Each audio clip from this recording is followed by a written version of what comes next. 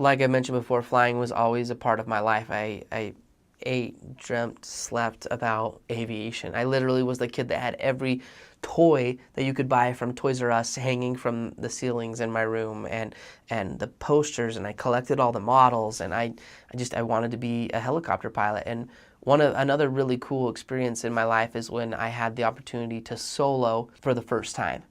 And every pilot remembers this. And I was sitting in the cockpit of a DA-20 106 Whiskey Alpha was the call sign, Katana single engine aircraft.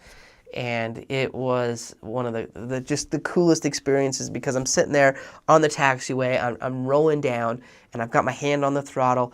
I pull onto the runway, and I push the little button on the joystick, and I say, Heber City traffic, this is Katana 106 Whiskey Alpha, taking the active runway 31, departing to the north. Any traffic in the area, please advise Heber City traffic. And nobody else is in the pattern, and it's just me staring down a long runway.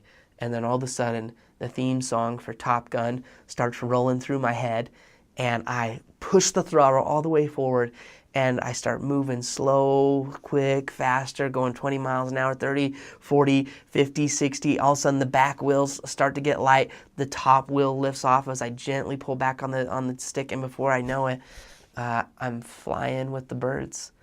And one of the coolest experiences of that is when I look over in the seat next to me, nobody else is there. I'm the only person in that airplane. And every pilot will never forget their first solo experience.